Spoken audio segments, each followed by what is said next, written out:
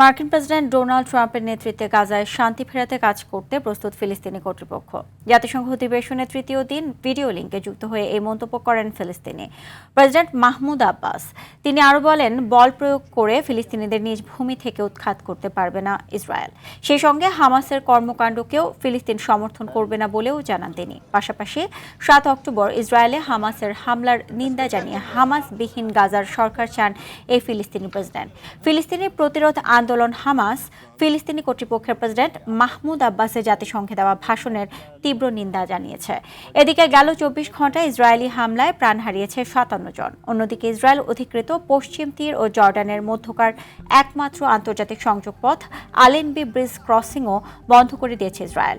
ফলে 20 লাখের বেশি ফিলিস্তিনি আটকে পড়ে আছে সেখানে।